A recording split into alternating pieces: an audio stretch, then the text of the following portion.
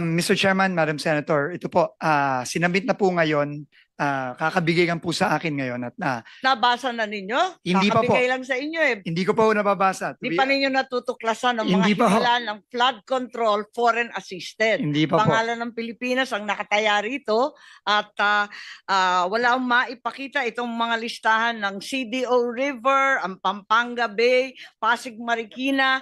Alam naman natin in NCR alone, bilyon-bilyon na ang ginastos dyan at wala pang maipakita. Pero mabalik sa foreign assisted, this year alone, 16 billion bigla ang hinihingi sa GAA. Mr. Chairman, Madam Senator, ito po, sinabit na po ngayon, kakabigay lang po sa akin ngayon at Nabasa na ninyo? Hindi pa po. Kakabigay lang sa inyo eh. Hindi ko po nababasa. Di pa ninyo natutuklasan ng mga Hindi pa ho. himala ng flood control foreign assisted. Hindi pa po. Pangalan ng Pilipinas ang nakataya rito at wala akong maipakita itong mga listahan ng CDO River, ang Pampanga Bay, Pasig Marikina. Alam naman natin in NCR alone, bilyon-bilyon na ang ginastos dyan at wala pang maipakita. Pero mabalik sa foreign assisted, this year alone, 16 billion bigla ang hinihingi sa GAA. 9 billion every year before that, 16 billion bigla. Bakit ba bigla ang lumaki itong flood control na foreign assisted portion? Senator Amy. Yes, thank you very much, Mr. Chairman. Maliwanag sa ating budget na 2 trillion ang napupunta sa ating foreign assisted. Di pa napapag-usapan to at dito sa foreign assisted, meron tayong opisina, yung UPMO, United Project Management Flood Control, kung saan gumastos na ng halos 1 trillion in the past 10 years. In the past 8 to 10 years. Matagal ko nang hinihingi, paulit-ulit ko nang hinihingi mula pa nung first hearing, second hearing, third hearing, ang listahan ng UPMO kay Director Ramon Ariola. Asa na ba yung listahan ng mga project na to pagkalaki-laki ng foreign financing? Itong mga infrastructure projects na may kinalaman. Pero kahit ilang beses ako magtanong, humingi ng accomplishment report nila mula pa nung 2015, 2021 hanggang very recently, wala po akong mahanap. Meron ba kayong ibibigay? At ano ba talagang maipapakita? Ang laki-laki ng ginagastos ng ating pamahalaan, hindi lamang sa GAA, kundi kasama ng World Bank, ng ADB. Hindi pa ito napapag-usapan. Kaya gusto kong malaman. Mr. Chairman, Madam Senator, if I may respond po. Si Director Ramon Ariola po ay nag-leave. Ito po ang OIC. Ako, lahat na lang nagre-resign at nagli-leave. Paano po ba yan, Mr. Opo. Chair? Mr. Chair, I was just informed now na naisumiti na po itong listahan na hinihingi po. Kailan at kanino? Ngayong araw lang po na ito at nasubmit na rin po Mr. Chairman, Madam Senator sa Kasi inyong magre-recommend na ako ng subpoena duces tecum dahil ang tagal-tagal ko na nag-iintay, wala naman maipakita ano yung mga accomplishment report. Nakakapagtaka. Mr. Chairman, Madam Senator, ito po, sinabit na po ngayon, kakabigay lang po sa akin ngayon at Nabasa na ninyo? Hindi pa po. Kakabigay lang sa inyo eh. Hindi ko po nababasa. Di pa ninyo natutuklasan ng mga Hindi pa ho. himala ng flood control foreign assisted. Hindi pa po. Pangalan ng Pilipinas ang nakataya rito at wala akong maipakita itong mga listahan ng CDO River, ang Pampanga Bay, Pasig Marikina. Alam naman natin in NCR alone, bilyon-bilyon na ang ginastos dyan at wala pang maipakita.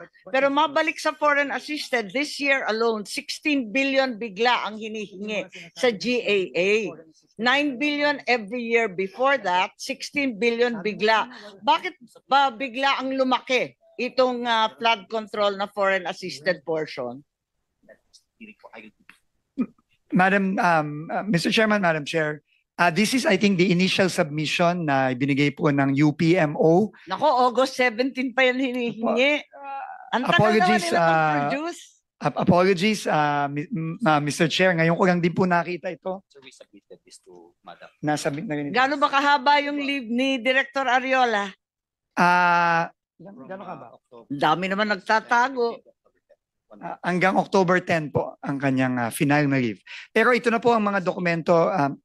Pero sabi mo, initial pa lang. Opo, mukhang Pinagtatakahan ko kasi 9 billion dati, bakit lalo lumobo sa 16 billion sa foreign assisted? Opo, we will submit this already today. I think the advance copy has been sent po to the office of the good senator. No, we're not in receipt of any copy. Sinong staff? Joy Apostol. Nasubmit daw po kay Ma'am Joy Apostol. J. Apostol. Kailan po? Kailan? During the last Wala. Yung binigay sa akin folder na halo-halo.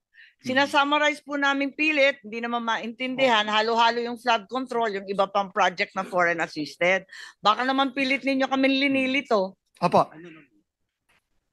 Dali lang. Sinumiti po last hearing daw po itong folder na ito na listahan ng Yes. Opo. lahat It's, ng foreign assisted it's projects. incomplete and jumbled with other projects, nothing to do with the flood control. But nevertheless, it Ano na ito? approaches the amount of 1 trillion. Para Flood ma-inspect control rin yan ang ito. ating mabuting chairman dahil parang hindi nahahalata, marami ring nauubos na flood control funds dito sa UPMO. At alin talaga ang accomplishment? Kasi dyan sa report na yan, wala naman nasasabi kung completed, hindi completed, on its way, malamang ghost project na naman. Opo. Dito po sa folder na makapal, no, na nandito ho lahat ng proyekto, meron pong status na nakalagay. Pero ang sinabi po sa akin ng OIC ng UPMO Flood Control, nasubmit na po itong summary. Summary ito nito. this one. Yes. Okay. Ito po ay siguro mas madali pong i-comb through ng ating committee. Kasi maraming nagre-reklamo rin sa sarili kong probinsya na marami sa mga flood control ng UPMO ay talagang ghost project rin. Na ni anino, hindi nakikita at yung UPMO talagang gatasan, ika nga. At eto nga, nagtataka kami, how are the infrastructure projects of the local government or even of the national government aligned with these foreign assisted projects because they seem very whimsical and capricious in choice as well. Ang balita, palakasan sa UPMO para makakuha ng milyong-milyong project. Madam Chair, to be quite frank, hindi pa ho namin nasisilip itong UPMO projects on flood control nitong nakaraang 2 linggo. Kami po ay nag-focus po talaga sa locally funded projects pero maaasahan po ng komite na titignan na rin po namin ito. Pero initial pong submission ito, isinumiti na po ito sa committee ngayong araw. Yes, I'd be very grateful for that, given the Makakaasa po kayo, very Madam big Chair. amounts that are involved. Bilyon-bilyon rin ito at trillion na kung isusuma total yung mga nakaraan na taon. Sa NCR alone, following on the interpellation of our other senators, meron dito sa Metro Manila lamang 80.45 billion sa foreign assisted.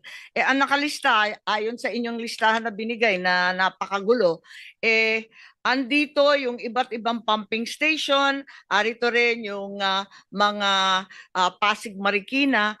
Bakit sa kabila ng bilyon-bilyon na ginastos natin dito sa 80.45 billion, bakit bahang-baha pa rin ang Metro Manila? Yun ang tinatanong natin.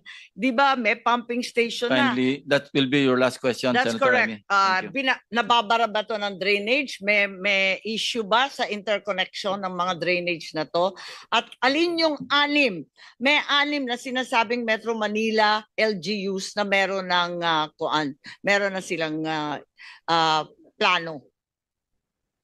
Mr. Chairman, Madam Senator, makakaasa po kayo na we will look into all of these and these are very important and legitimate questions po that are being asked.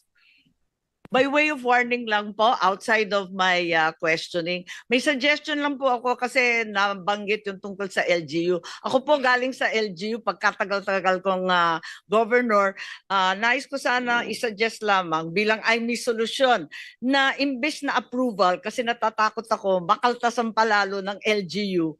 Nung governor ako, may mayor ako at barangay captain, minsan talagang humihingi. Hindi ko talaga mapigil. I'd suggest na unang-una dapat may notice to LGU of the project. Ikalawa, planning, consultation kasama yung LGU. Ikatlo, imbes na approval, close coordination with the LGU Thank you. concerned. Thank you, Senator Marcos. Senator Marcoleta is recognized.